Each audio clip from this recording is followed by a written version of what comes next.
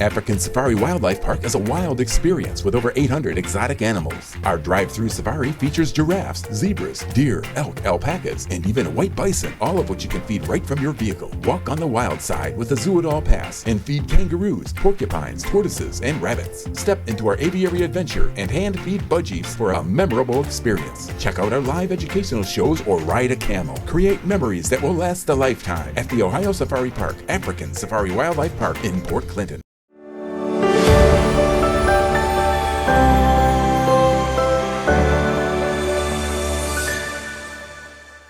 Well, good morning, everyone, and welcome to another edition of the morning show right here on the new Main Street TV. We are so excited to have you with us this morning. And to kick off our show, we have a special guest here from Holzer. And so we will get right to our special guest, which is Dr. Jason Cox. Many of you may know him. Welcome. Thank you. Yeah. Okay. Have you or have you not ridden a camel? I have not ridden a camel. I have not, but I wouldn't be opposed to it. I'm just going to tell you that I have one up on you then, because a few years ago at the Jackson County Fair, I got to ride a camel named Nacho. Nacho? Mm-hmm. It's an interesting camel name. It was. You didn't pick the name. I did not pick the name, but we did ride the camel, and we broadcasted from it. That's a bumpy ride. It was. He was so cute, though. So anyway, I'm talking about the African Safari Wildlife Park, which seems like a lot of fun. It does sound like a lot of fun. Who doesn't want to go see fun animals? So, anywho, but you didn't come here to talk about animals today. You came here to talk about joints and stuff. We did. We came to talk about joints and stuff. We're over at the Holzer Orthopedic office in Jackson, and we do a lot of total joints, and that's definitely one of the main things that we do. Well, very, very good. So before we get on to all of the nitty-gritty of joint replacement and whatnot, tell our viewers just a little bit about yourself and then how you ended up here in our area. Okay. Well, as you said, my name's Jason Cox. I originally grew up in Ripley, West Virginia, which is just really right across the river. Mm-hmm. Interestingly enough, I was born in the Holzer Hospital, and just came full circle. It's fate. So I bounced all around doing education, college, medical school, and residency all over the eastern United States, and then ended up back in Ohio, just right across the river from home. So. Well, we're so good to have you, or glad to have you here. And to become an orthopedic surgeon, I'd have to think that there's a few years of schooling involved. There's in a that. few. Yeah, there's a few. So you do undergraduate. So I did a bachelor's of science in chemistry, a bachelor's of science in biology. Did those at the same time at West Liberty. That's 4 years. And then another 4 years of medical school at Nova Southeastern in Fort Lauderdale, Florida. And then 5 years of orthopedic residency at UMD&J in New Jersey, which is now called Rowan. So very good. It's a while. Yeah, a couple years, and you do that all at and you've done it all at 29 years old. Yeah, I think I was in my 30s when I got out, actually. So interestingly enough. That is awesome. All right, so let's get to it. Holzer. So funny because we talk about this a lot, but a lot of folks, think, well, you have to go to the big city to get, to get good orthopedic care or whatever. And little do we all know that Holzer has one of the top-rated orthopedic, departments around, and that's because y'all rock. And let's talk about that for a minute.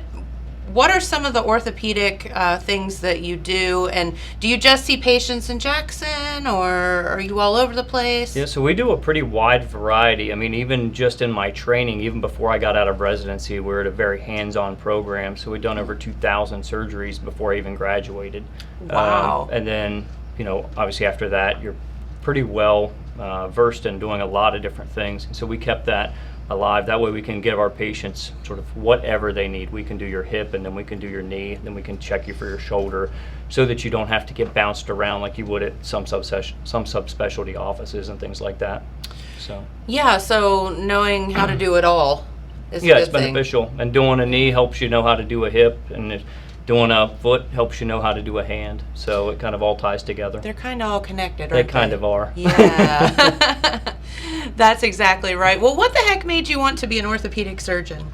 I tell people I just kind of fell into it. So I went into medical school just having a broad sense of this is what I'm going to do. And then I grew up doing woodworking, and we always had a shop, and we were always working on things around the house. And I still do that now.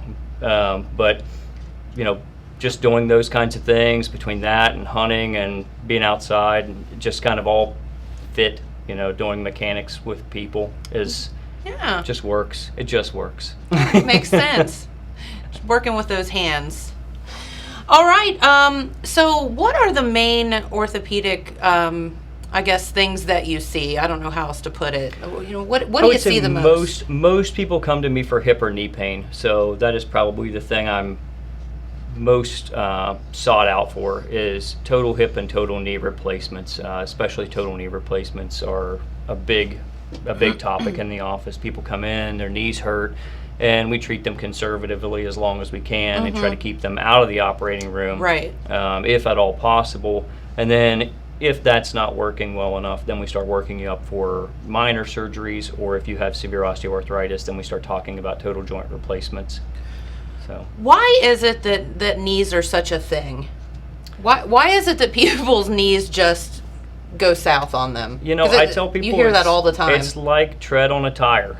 You know, you're born with cartilage, just like you buy your new tires on your new car. Yeah. And eventually, just wear and tear. You may have a trauma. You may have a couple extra pounds on the vehicle. You may drive it across the country. all you know, of the above. those kinds of things. Just they do wear it out, just like you'd wear out the tread on a tire. Yeah. And there are some things we can do to keep that joint going, just like you'd patch an area on a tire, or you would, you know, do things like that just to kind of keep it going, and then sometimes you have to replace them. Yeah, and are there things that folks can do to do preventative maintenance, if you would, on your vehicle, the Sure. same as you would do on your body? What are Sure. things people could do? So a good thing is to keep your range of motion. A lot of patients that start to get arthritis or meniscus tears Yeah. or other problems with their knee, they start to lose range of motion because they're protecting that joint. You know, doing weight-bearing exercise is good. If you're not able to do weight-bearing exercise, really doing just general strengthening for the knee to get the muscles and the tendons around the knee functioning better. Okay. And decrease tendonitis and other aches and pains that can be muscular but maybe are not truly an arthritis issue. But I would say doing your exercise and then doing your stretching afterward is probably the biggest thing. Weight loss is also good. For every pound patients lose, it's 4 pounds off a knee. Yeah, Not we the could- easiest We can route. all benefit from that. Not the easiest route to go, but it does. It really pays off. You know, you're getting 1 pound of weight loss is 4 pounds of pressure off the knee, and so if you add that up through your day with miles, that's a lot of weight off the knee. It is a lot of weight So- off the knee. You're right. But, you know, it's a catch-22, doctor, because people tend to get pain, so therefore they don't use their knee, and then or Absolutely. whatever. Absolutely. And so it just goes round and round. It does. It's a pretty vicious cycle, It really. is. That's why, you know, we're available. That way, if you're trying to get the knee functioning and you can't do community ambulation, you can't do the things you want to do, patients will call the office and say, hey, I have knee pain. We bring them into the office where we have them fill out a very short form of where's your knee bothering you, how long has it been bothering you. Then I do an in-person visit with them. We go through, we do a physical exam. We usually get an x-ray of the joint that's bothering the patient so we can evaluate what the level of arthritis is. And then we start talking about conservative treatments, you know, your anti-inflammatories like your ibuprofen, Aleve, Mobix, Celebrex, those kinds of things, physical therapy and guided home exercises, sometimes corticosteroid injections or other types of injections. Okay. And then we kind of go from there. Yeah, I mean, obviously, the less invasive treatment you can do, the best. Oh, absolutely. And, start one way, and then if you have to end up the other, then that's Then okay. you know you can't always pick where you end up. You know, but it's funny because, you know, you see the most healthy people in the world, and they're like, oh, I got to go get a knee replaced. And it's just like, you know, it's like you said, it's just mechanical. We're all different, and some people are prone to have bad knees, and It's wear and tear, and as with everything, there's some luck involved. That's right. No, you're right. That's so true. All right, so let's talk for a minute about if someone comes in and they say, you know, their knee or their hip is hurting or their shoulder is hurting, doesn't necessarily mean we're going right to the replacement. No, the replacement is the end stage, and I actually don't ever tell a patient they need to get a replacement or they have to get a replacement. That's a very personal choice. So Sure. what we do is I say, you know, this is your situation. You have, you know, mild arthritis, and you can maybe go a more conservative route, or you have severe arthritis, and these are our conservative options to limit your pain until you eventually decide that a total knee may or may not be right for you. And I've heard several different orthopedic surgeons say, until you come crawling into my office, like it's not time yet. Yeah, crawling in. That might be a little extreme, Yeah, but I maybe. understand what they're saying. Yeah, absolutely.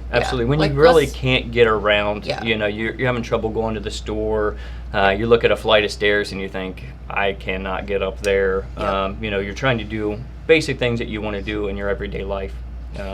Yeah, and I mean, your quality of life has to come into play at some Sure, point. Nobody wants absolutely. to have a surgery, but Yeah, and then you wouldn't believe how many people say, I wish I would have done this, you know, 5 years ago. I've been crawling into offices for 5 years, and Yeah. I could have been walking in. that's right. And I know everybody's a little bit scared of that, but you know, I rarely talk to anybody that has a knee or any kind of replacement that isn't so happy that they did it. Right. So, well, you brought some fun stuff to Yeah, show. yeah. Let's talk about that for a minute. Okay. Yeah. So we have a lot of people that come into my office. They want a total knee, or they think they're ready for a total knee, and they don't Okay. really know what a total knee is. They think I'm going to go in and, you know, cut the leg off at the mid leg, and then we're going to put in some sort of hydraulic Superman, Iron Man type of knee. It kind of makes sense. I'm not that fancy. So what we do is a traditional total knee. They've been done for decades, and they work very well. So sort of the tried and true thing. This is essentially the same type of implants that everybody's going to put in.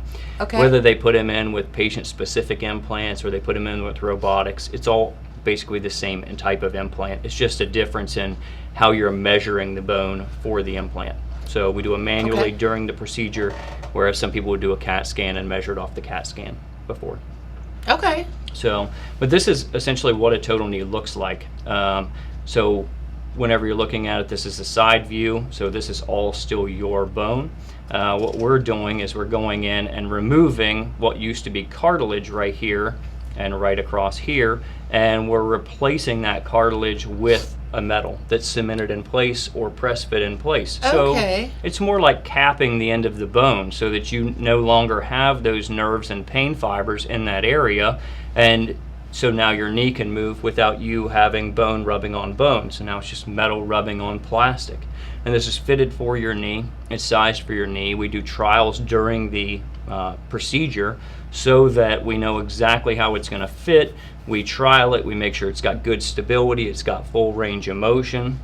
It's going to work very well for that patient, and we remove the trials and we cement in the real thing, and then we wake the patient up. Now we do a real pretty closure on that where all the sutures are buried under the skin, and we glue the skin shut so that you get a very cosmetic incision site. You can actually shower. There's no dressings. There's no drainage.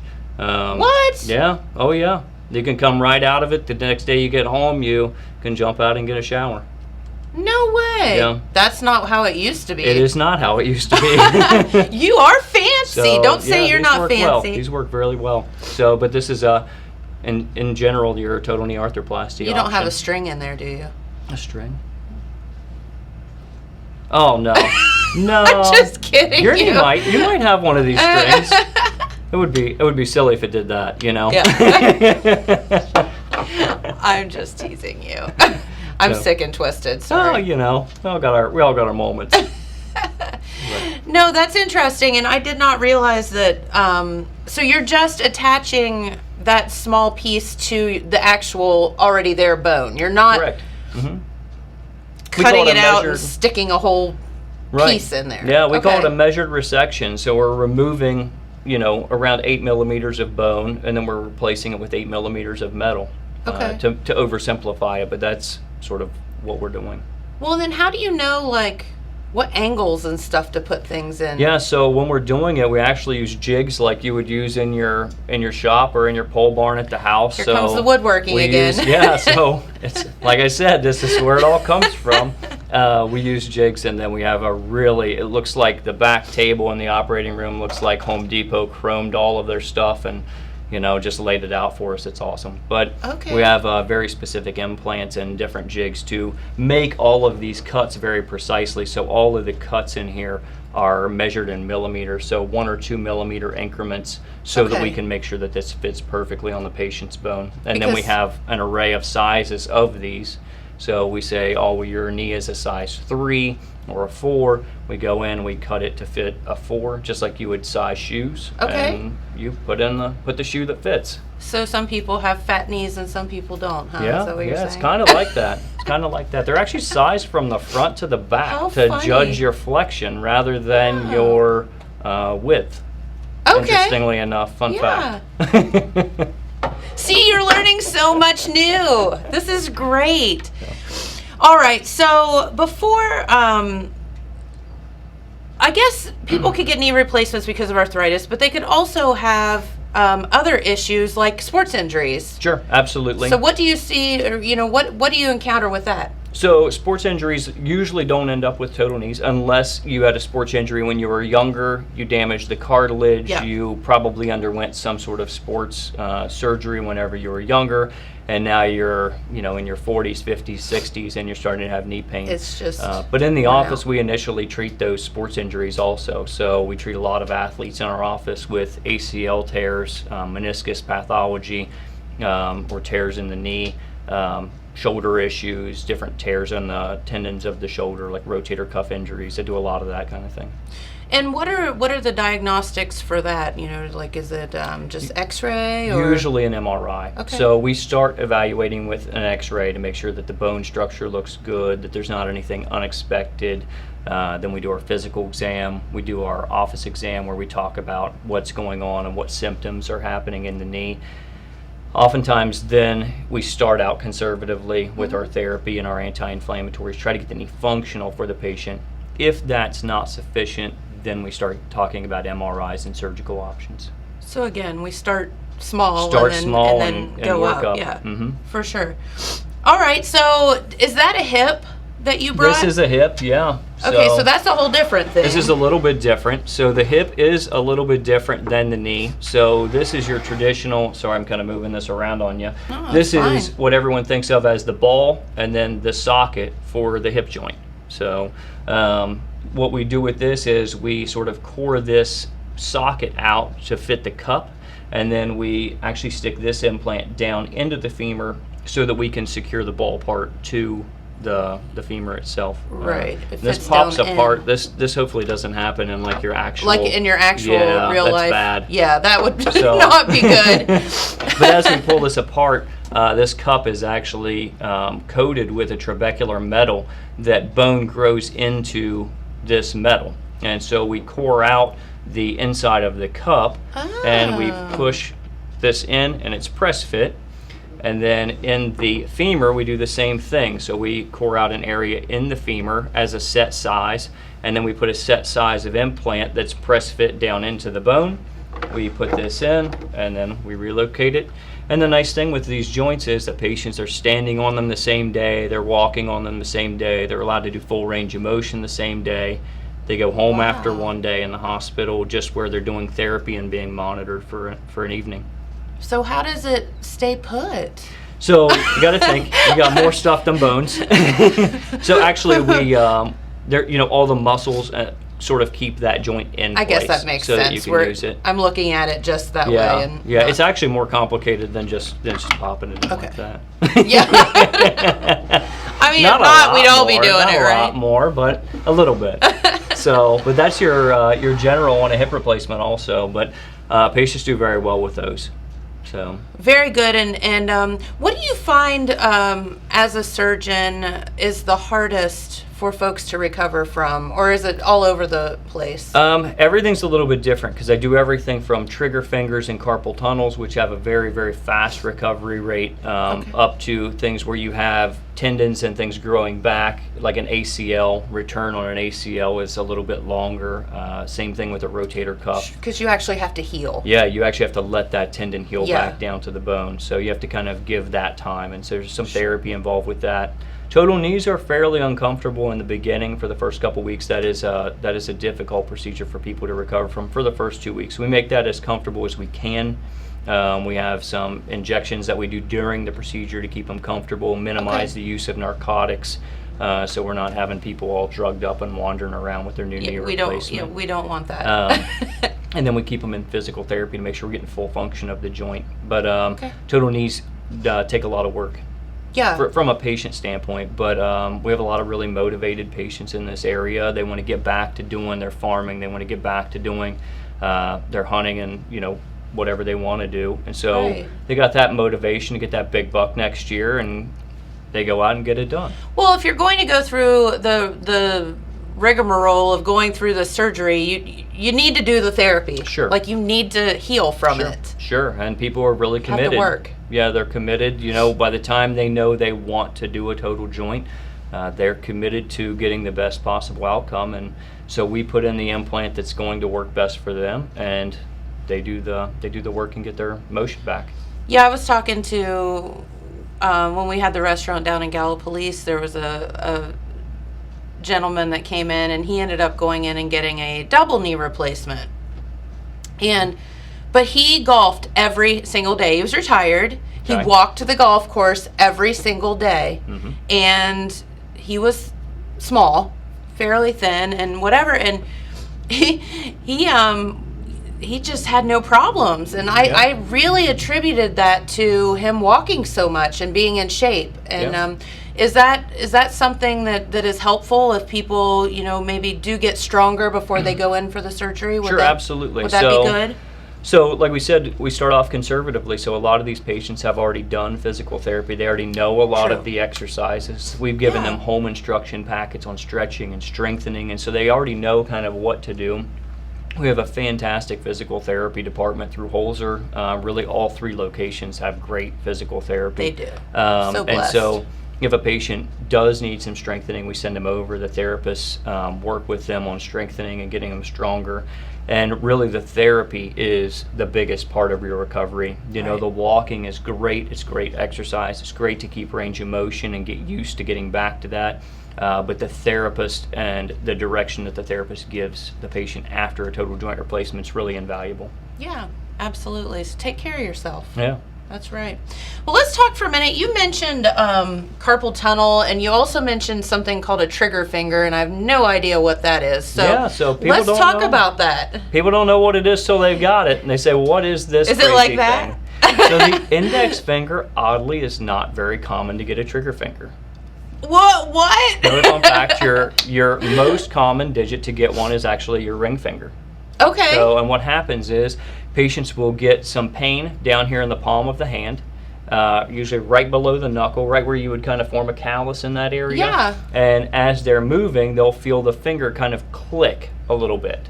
And then it will start getting stuck. And so the finger will be stuck down like this, and then it will pop back up. And then eventually, once it gets worse than that, it will get stuck, and they'll have to take their other hand and pull it back up. Oh, that sounds bad. Yeah, it's not good. They don't like it. No. It's really obnoxious when you go to grab something and your finger's already down, and now you're trying to move it around. Yeah, something about that And they're isn't painful. Right. Okay. So we can I've never go heard in. of that before. They're super common. I do several of those every week to fix them. It's a pretty quick surgery. Yeah, the incision is only about as wide as your finger, so it's a very small incision. It takes 2 stitches.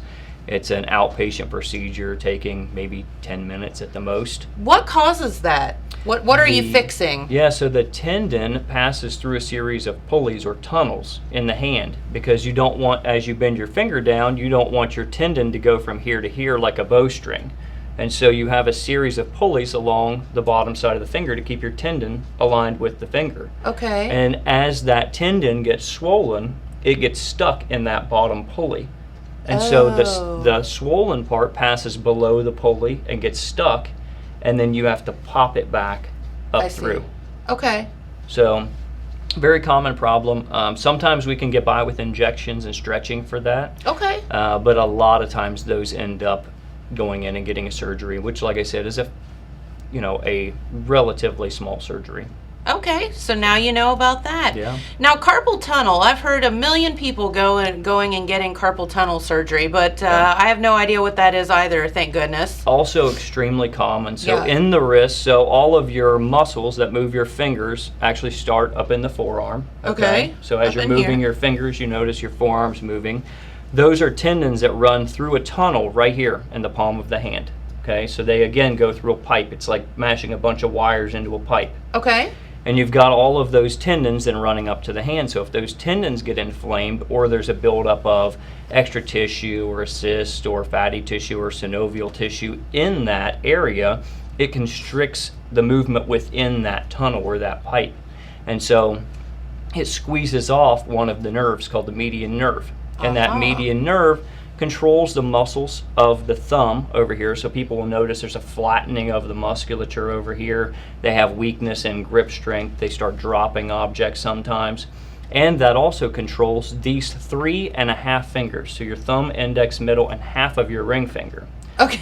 Right? Kind of, How do you again, have kind half of a weird. finger, but okay. That's where the sensation comes from, is that Gotcha. median nerve. And so what people will come in saying is, I'm driving and my hand's going numb. I'm going to sleep and I'm waking up and my hands are numb. I'm riding and my hands are going numb. I'm riding my Harley and my hands are going numb. That's one. You always get behind a motorcycle and they're kind of shaking their hands like this.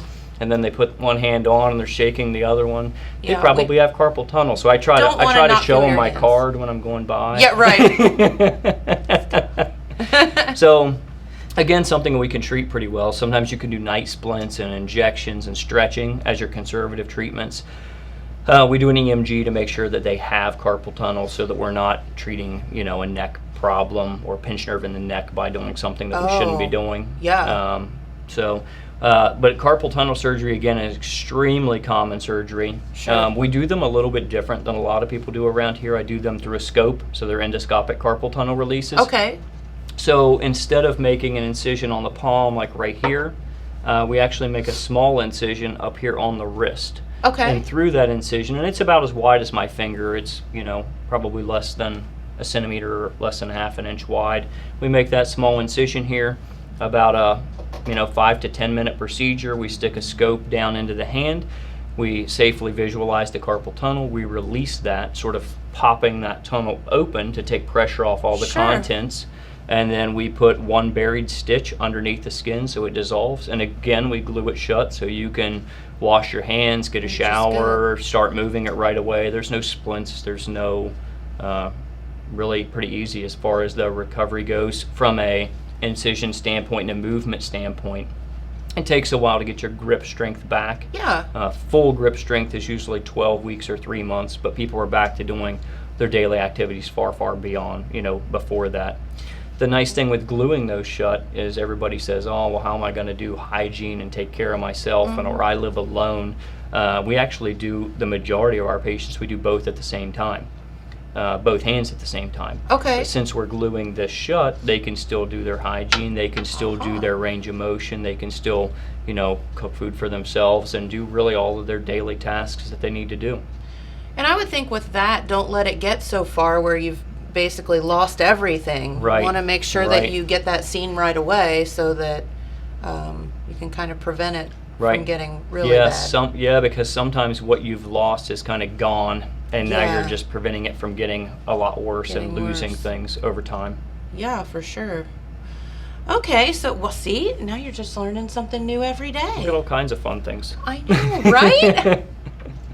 So, where exactly do you see patients? Because I know that there are, how many orthopedic surgeons are there at Holzer now? So we have 4 of us. So Okay. we have myself. I'm in Athens and in Jackson Okay. for office, and then I do outpatient surgery in Athens. I do total joint replacements in Gallipolis at the main hospital. Okay. We have Dr. Hissa, who does a lot of our trauma surgery and general orthopedics also with joint replacements. He's in both Gallipolis and Jackson. And then we have over in Gallipolis, we have Dr. Zierenberg, who does shoulder replacements, excellent shoulder replacement and sports So he does a lot of ACLs, rotator cuff repair, Okay. shoulder surgeries.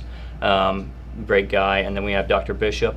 He is one of our newest providers. He's doing excellent work down there, doing joint replacements, hand surgeries, sports injuries, fractures, traumas, that kind of thing. Well, very good. So, see, you have a Yeah, it's a wide great team. array. It's a great Yeah. team. So, and we all work together. If I have something that I know one of them does better, we just send it down, and vice versa. Yeah. Everybody collaborate. Yeah, absolutely. Whatever Why is not? best for the patient, Yeah. really, That's the whole point. Yeah. Okay, so let's talk for a minute about the really cool stuff that Holzer does after your surgery. And I know this isn't your specialty to talk about, but there's like the swing bed, there's the 5th floor rehab down at the hospital. So depending on, I guess, the extent of your surgery or whatever, if you don't just go home, what could people expect? Sure. So after essentially all of my surgeries, patients do just go home. So everybody's Really? worried they're going to go Okay. to a nursing home or to a swing bed or anything after a total joint, and they really want to go back and be at their own home in their own bed. They do. We don't send anybody to those facilities after a total joint replacement. Okay. However, whenever we have somebody who has a trauma, such as a hip fracture, which you may get a total hip from a hip fracture or a partial hip from a hip fracture, and those patients are sometimes a little weaker. They're, Sure. They fell, they had a bad injury, and so sometimes they do require a little bit of extra treatment. And those patients sometimes will go to a swing bed for a week or so, just to get their strength back so they can see therapy more. They may go to the 5th floor rehab center where they've got sort of intensive rehab to get them back Yeah. on their feet, get them functional, get them safe so they can go home. So they've got a really nice facility where they can, be comfortable. Everybody's pleasant. They've got physicians looking over them, and they can get treatment while they're getting stronger so that they're safe to go home after those sort Yeah. of bigger injuries. But those are usually injury-related things. Okay, and I did not know that now that people just go home. I felt like that didn't used to happen. Yeah, so if you get your total joint, so I'm doing total joints tomorrow actually. Okay. All of those patients will stand up the day tomorrow afternoon. They'll be up out of bed, walking with the knee. They'll be sitting in a chair, eating their lunch or dinner. They'll be seeing a physical therapist for range of motion and getting around in the halls a little bit with a Yeah. walker. And then the day after, so on Thursday, those same patients will get up. They'll walk a lap around the entire hospital floor with a walker. They'll go up and down 3 stairs with our therapist, and then they'll go home That is by cool. around lunchtime. Yeah. That's really good. Yeah. Yeah, and I think, don't you think that maybe that deters some people from getting that surgery? Is I have the a fact lot of that they patients that think that they're don't want to be in the hospital for a week or Yeah, whatever? Absolutely. So we typically do keep people overnight. We just haven't totally bought into the idea of outpatient total joints, although there's nothing wrong with doing that. We like to just kind of keep an eye on you overnight, make sure you're comfortable, make sure that you've done your therapy, make sure it's safe for you to go home, and that you're doing well the day after surgery also. And then we like to be able to get you when you're a little bit more awake after surgery the Right. following day and really reinforce a lot of the therapy and a lot of the things that the patient should be doing when they're at home. So it's just one night overnight stay. It's in a private room in the hospital, and you just go home the next day and start working on your own therapy. There you go. You got to do it yourself, right? Yeah. It's a DIY project, really. Yeah, yes, it is. See, here he goes again. No, that's really cool, and that's good to know, and I think that might ease people's minds a little bit. So is there anything else that you wanted to talk about while you're here? I mean, the time is yours. I would really, while we're here, I'd really like to commend our staff. Sure, everybody absolutely. sort of focuses in on, what do I do, or what do, Dr. Zierenberg and Hissa and Bishop do. But we really have a fantastic staff at Holzer. The nurses, the MAs, the receptionists, Yep. phone center, really everybody working together is what makes all of this work. They're great with our patients, telling them what to do if they have questions and they're calling in. They help out with a lot of that stuff and redirect tasks, and then I get involved if there's something that's a little more complicated. But the patients really love them, and they do a great job. The surgery techs down in the ORs, both at Athens and Gallipolis, which Jackson has great techs too. I just don't come down here Yeah, right. for surgery. But the techs are phenomenal. They do a really great job. I've been in a lot of hospitals, and the techs here are second to none. Well, and I think that I would agree with you on that because, the one common thread that you hear throughout Holzer is that, everybody is so nice and kind. And, you see that person out at the grocery store or whatever, because we are a small community. But I've never had any procedure done there where somebody didn't go the extra mile in some way to make me feel comfortable. And I'm not just saying that. Oh, yeah. That's absolutely true. I had a knee surgery a while back, and I remember I was so nervous that they couldn't literally get the IV started because I was so tense. And one of the nurses just came in and she held my hand. Yeah. And she talked to me, and then I was like better after that. But I was just really nervous, and so you think about the things that you might not get in a big city, or people knowing your name or whatever. So I think that's pretty cool. No, and it's very down to earth. It's very It is. personable. It's just patients walking in green pajama, or us walking in green pajamas, and everybody's really just very nice, and they're trying to help you. It really is all about making the patient as comfortable as they possibly can be. That's right. And it really is. They're very highly rated facilities. The Athens Surgery Center in particular is always, has unbelievably high ratings from patient satisfaction. Absolutely. So there you go. So When is it time to come and see you? Rather than maybe like, oh, well, I just have a knee pain. Should I go see my general doctor, or should I, how do people get to you? So we don't require a referral. So if Okay. You don't necessarily have to go through a lot of channels to come see us. Okay. If you've just got some knee pain, I twisted my knee, 2 weeks ago and it's not better, or hey, my knee's been bothering me for 7 years and it's just getting time to do something about it. You just make an appointment and we will evaluate the knee for you. If you would feel more comfortable going through your primary care does an excellent job of working these things up initially, and getting your x-rays and treating you conservatively and giving you anti-inflammatories, and a lot of them do injections, and they can kind of guide you on that non-operative route. And then they would, once they work you up, if non-operative treatment's not working, then they send you to us. But you can absolutely just call in, hey, my hand's going numb, I might have carpal tunnel. Right. What do I do? Or my finger's getting stuck. What is this weird thing? I never heard of that before. That's all fine. We just see them in the office. That is really interesting. Yeah, I never never heard of that one before. And he studied before he came. What is the number for people to call you? You call 1-855-4-HOLZER. Apparently that's 446-5937, but easy way to remember is it's 855-4-HOLZER. And that will direct you through the phone center. That way they can get you to the appropriate office. And then you just say, I live in Jackson, I want to see Dr. Cox on Tuesday, or I want to see Dr. Hisso when he's down in Jackson, or I want to see Dr. Bishop or Zierenberg in Gallipolis, or if you want to see me on a Monday or Friday in Athens. Yeah, I mean, because we do go to all of those, our station goes to all of those communities. So whichever closest community you are to here, that's great. Yeah, absolutely. Just give them a call. Absolutely. And we all do a little bit of everything, but if one of our partners does something more commonly than we do, we just redirect you to whoever does, what you need done.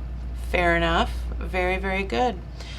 All right, and so don't forget that 1-800 or 855-4-HOLZER. You should have studied with me. I should have. You're right. Well, you're throwing me off because you have a beard now and you don't have a beard there. Yeah, it was cold last winter, and so. Yeah, it was. So, no, you all are back to, COVID hasn't stopped you from doing surgeries and things like that. No, we're running full steam. So you guys are good. We're running full steam. There are a lot of preventative measures with, keeping everybody safe. Our surgery patients are screened, prior to surgery, so you're not, interacting necessarily with anybody who's got COVID. The hospital management and the sort of the C-suite guys down there have really made some good decisions and have really been on top of the pandemic. So yeah, and with vaccines, that's why we're able to sit here together today. Is being fully vaccinated, and that's cool. And as time goes on, more and more people will be, and hopefully, it works. Yeah, we'll be back to normal in no time. Yeah, that's right. All right. Well, Dr. Cox, thank you so much for spending time with us today. We greatly appreciate it. Absolutely. And is there anything else you'd like to tell our viewers before I let you get out of here for the day? No, just take care of those joints, and we'll help them take care of you. That's right. Exactly. So, all right. What's your favorite thing about working at Holzer? I'm going to say the staff. Okay. Yeah. Yeah, the staff just makes it really enjoyable. I've been here for over 4 years now. No intentions of going anywhere else. Here to stay. So it's just nice to work with people that are pleasant to work with. Very good. Well, you take care of those hands. We need you around here. Yeah, I'll do what I can. Okay. No trigger fingers for you, right? Yeah, that's what we're hoping. You're going to cut open yourself. I can see it now. All right. Well, no. Dr. Jason Cox, thank you so much for being with us this morning. It's been so much fun, and come back and see us anytime. Yeah, thank you. Thank you very much. And you guys stay safe out there. Yeah, that's right. All right. And bring more toys back when you come. Yeah, I'll bring some neat stuff. All right. Cool. Thanks. All right. Our good friend, I think John, is John in the house? Okay. All right. There's the wasp. Okay. Is it in my hair? Yep. He's going to get it. Now. It's gone. It's gone. Thank you. Oh my God, you saved my life. Not only is he an orthopedic surgeon, but he saved my life from a wasp. You got more hair than I do, so you'd have been fine. Yeah, it would take a long time to get the stinger through this mop up here. Yeah. All right. Well, thank you. You're a good pal. All right, let's get to your weather forecast while we are switching out. And looks like our zip printing weather forecast calls for partly cloudy skies today with highs around 90 degrees. Can you believe that? 90 degrees outside. For tonight, mostly clear with lows around 65 degrees. The good news is this 90 degrees, it's pretty darn hot. So the 90 degrees is only lasting a day or so. Then tomorrow on Wednesday, little chance of rain in the forecast and cooler temperatures, highs only around 84 tomorrow. Thursday, highs around 85. And then Friday, for your high school graduation for Wellston and Jackson, that pesky 40% chance of rain is in the forecast, but beautiful temperatures with highs around 70 degrees. So let's keep our fingers crossed that rain holds off for those graduation ceremonies, because it's just a lot better when the kids, well, I know in Jackson anyway, can go outside and have family with them and all of that. So, all right, John Boy is in the house. I have been attacked by a wasp. I was that. saved. You were rescued. Was that not the most chivalrous thing you've ever seen? I know. There was a doctor in the house, and he took care of you. He did. I wonder if I'm going to get a bill for that. I doubt it.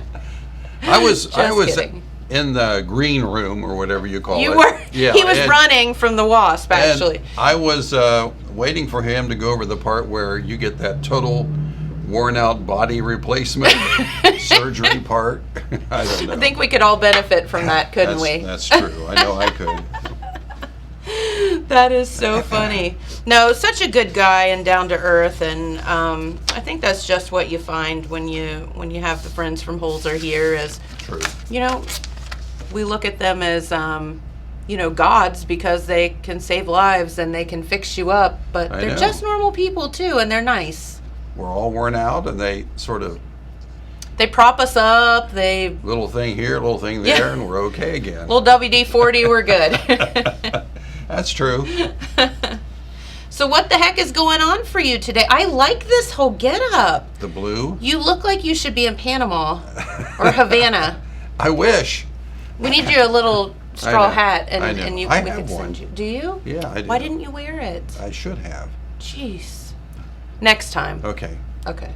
I'll get all decked out next time. By the way, it was this day, and I pulled this especially for James, this day in 1977, the first Star Wars movie came out, the original. Man. Really? Yeah. 1977. 1977. Yep, Wow. 1977. And also in a related matter, Yoda is 77 today. Actually, his voice is 77. Frank Oz. Frank Oz. You know, the Muppets. Yeah, Miss Piggy. Hmm? He's Miss Piggy He too. was, yeah. Shut Frank up, Oz. really? Yeah, listen. Yoda is Miss listen, Piggy? Yeah, listen to Yoda closely. Close your eyes. It's Miss Piggy. And Miss Piggy. Yep. That's right. That is so funny. Uh-huh. I did not know that. He's a little Miss Piggy. Yep. Or maybe a bigger Miss Piggy. I don't know. It's not easy being green. That's right. It is not. You are correct. It's That is also wild, Hamburger wild. Day today. Oh, So, need to know that for all the people going, to Arginetti's. hey, it's $2 off Burger Day. Yeah. Yeah. Hamburger Day today. And also, it's National Brown Baguette Day today. Oh, So, if you want a brown baguette, you're in. Celebrate. there you go. So when you all were in school, did you pack your lunch? Or You did know- you eat the school lunch? I tried to eat the school lunch because when you packed your lunch, you were sort of shunned. Especially if you were packing your lunch and mom ran out of the traditional brown bags and you had to take your school lunch to school in a donut bag or something. In the Walmart, plastic bag or whatever. You could get beat up for that. That was You could, that's know. true. But if you were real fun and cool, you had like the lunch box, right? Do kids still have lunch boxes? yeah, lunch boxes are a big thing and they're collectible.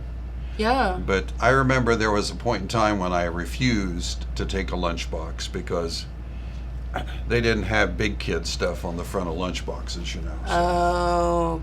I remember my very first one was strawberry shortcake, Okay. and it was metal, Uh-huh. the old style metal Right. one, and then I had a Smurfs one, Okay. and it was plastic. And they're very valuable now. Yeah. So if you still have that tucked away somewhere, I do not. along with your Cabbage Patch doll. I know. Yeah. Oh, I need to bring her, don't I? I know. Well, I have some surveys here that I'd like to share with you according Okay. to this latest survey. And I heard Matt in the morning talking about this on the way to work today. Mm-hmm. Is the average American thinks that they could do 16 days alone in the wilderness. That's the average. Who are they talking to? I think they're probably defining What? they're probably defining wilderness as no Wi-Fi, okay? Right? Like what? Yeah, what is the definition of, I mean, going out in your backyard does not count. No. I mean, going out in the wilderness would be to go out and whatever you got with you that you have to use it to survive for 16 days. I wouldn't last 16 minutes. I know. I'd run out of Beanie Weenie and have to come home. That's exactly right. No, Also, thank you. another survey said that they feel that, among parents, that their kids can only last 32 minutes outside before they want to come in. 32 minutes. Wow. Yeah. You know how times have changed? Do you remember being forced to come in at night? Oh, yeah. And like throwing a fit because Sure. you were in a hot game of something or other? And it was particularly, traumatic at my house because my father demanded that everyone sit at the dinner table, everybody, Oh. and at 5 o'clock. Unfortunately, all the guys that I played with in my neighborhood, they had dinner at 6 o'clock. Oh, So no. we would just be into it, and all of a sudden the front door would open and my mom would, John, time to Aw. eat. Oh, man. But I ate. I knew if I didn't show up there, he wouldn't save me any. That's right. You'll eat it now or not Oh, eat it yeah. all. By the way, speaking of dinners, kids now say in the survey that they prefer the dinner only be a half hour and if they can have their phones and a television while they eat dinner. Okay, I could see that. 38 minutes tops. That's what they're saying. We can't go 38 minutes while you're eating, mind you, Right. without your phone or a television. Yeah, and 40% of those kids said that they prefer mom's dinner to dad's dinner. Well, I would say that. Makes sense. Yeah, my dad, here's a can. Yeah. Here's the opener. No, my dad was a good cook. Really? Yeah, he was. That's awesome. Unlike myself, he was a good cook. See, this is what happens when kids grow up with good cooks Yeah. in the family. Like, it took me forever to learn how to cook because my mom was such a good cook that I never had to. Yeah. So then I had to learn later in life, if you think about it. I'll think about it. Yeah. Because she always did it. And who cooks better than Phyllis, right? That's true. Hey, by the way, in this survey, all kids also said they feel they should be able to eat dessert at any time during dinner, preferably first. I mean, if you're going to eat it, when does it matter when you eat it, right? That's true. Like when you're a restaurant and the waitress always comes by and says, would you dessert? And you're too full. So True. if I owned a restaurant, wink, wink, nod, nod, Uh-huh. I would offer dessert first. I like it. Yeah, And then you just go from there. that's right. You Let them order when they're hungry, so they'll Right. order, and then they order their dessert then. And then they order food too. Yeah. Yeah. Okay. I like the way you're thinking. Okay. But no, it is amazing to me. We do have a number of people that order it all together. And they want it out at the same time. Okay. And at first it didn't dawn on me why, but I think that's why. Because then you can enjoy. Because if not, you're not going to be hungry. Okay. So yeah, I'm with you. I like it. I have more surveys, Okay. more scientific studies. There's a new scientific study out that answered why Neanderthal men had beards. Okay. Besides not having a Gillette handy. I was going to say, because they didn't have a Bic razor. No, this journal, it's a medical journal, says that facial hair, heavy, coarse facial hair, helps you take a punch. It reduces the impact by 38%. Really? So they would have the beard that protected their chin, their neck, so they could take a punch. Okay. From like a Stegosaurus or Yeah. a whatever. The reason we're so late finding that out because the first rule of Caveman Fight Club is you don't talk about Caveman Fight Club. So anyway, Absolutely not. all right. And another thing too, I mean, I'm loaded here and we don't have Yeah. much time. Yeah. I mean, you can pull. No, Go to you your keep going, man. I don't have anything fun. Did you see where they had this new study about the third thumb? No. They're saying that if you have another thumb Okay. surgically placed on your hand, that your hand adapts to it and works better with the third thumb. The sixth finger or the third thumb. So, why did we not talk about this when the doctor was here? I don't know. We could have asked him if he's ever sewn on a third thumb. I know. I mean, there'll be lots of other body parts that I want to double up on, but the thumb, I guess, is the big one. Of course, you know the downside to that, don't you? What? You have to go out and buy all new gloves. Just a thought. I'm going to call Callahan Hardware and ask them if they have gloves. I mean, because I've been bragging them up that they have girl-sized gloves. Okay. Let's ask them if they have any for the third thumb. Okay. Just a thought. And I guess the big question would Where be, does it go? I know. The big question to me is, who comes up with this stuff? I mean, who is sitting there thinking, you know what, let's sew on another thumb and see if it works? And like, where did the thumb come from? Oh, that's true. Some mob boss somewhere? I don't know. Oh, well. Sorry. I have more, but we're out of time. So. I mean, it's so good. Keep going. Okay, one more. Okay, there's a teenager in Spain who got really mad at his mom and dad because they were making him do things he didn't want to do. So instead of running away from home, he went out in the backyard and started to dig a hole Okay. to make his own man's cave, literally. So he started this when he was 14. He's now 20, still living at home, and he's dug this 10-foot deep cave. He's reinforced it with concrete. He has this homemade pulley system in order to do all this work. It now has, this bunker has a living room, a bedroom, a heating system, Wi-Fi, and his own, of course, sound system. I mean, good for him. I know. It's He's- like as parents, you're like, I don't know whether I should be proud or kick his butt. Like, I don't know which. He did it to blow off steam.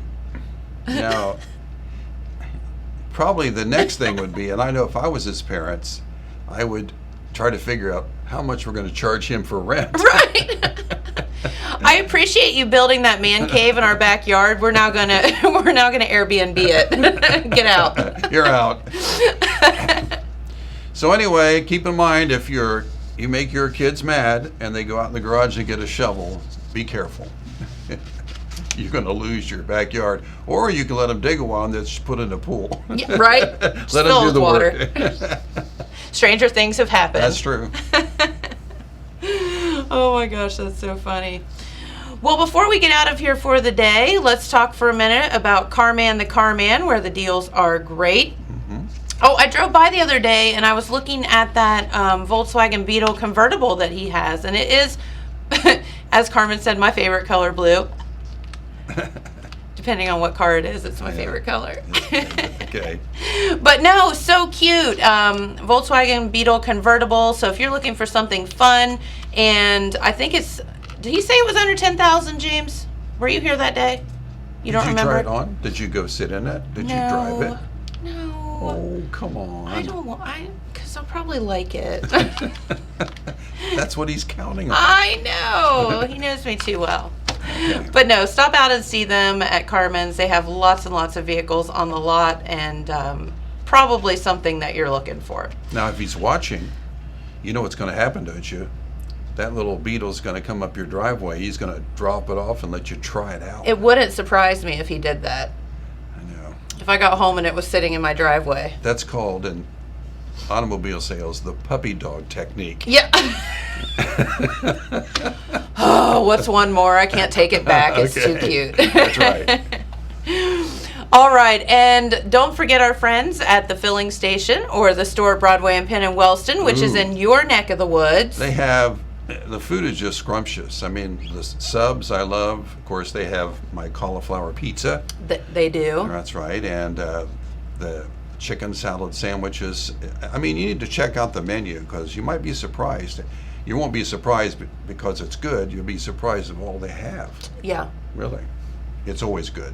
Absolutely, and it's a convenience store, gas station, but their food is amazing. Oh, it's wonderful. So you don't think for a second that it it isn't good, because it is. So, all right. Well, we probably ought to get out of here for the day. Disneyland is getting ready to introduce a $100 sandwich. Okay. So that's a discount. So what are they going to do? Raise Yeah. their prices? Right. Yeah, so they lowered the prices. And that's the kid size. No, it's a new panini sandwich that will debut when they open the park on June 4th. Okay. It has an eye-popping price of $100. To be fair, it's meant to be eaten by more than one person, I guess. Okay. It's in Marvel Land, and so it's the Ant-Man and the Wasp part, and so they're going to offer things that have either been shrunk or expanded in size. Okay. So it's like a giant panini. It comes with salami, rosemary, ham, provolone, sun-dried tomato spread on toasted focaccia. It can feed up to 8 people, or you can get an individual portion for the bargain price of $15, which is the size of Pretty small. that extra thumb. That's right.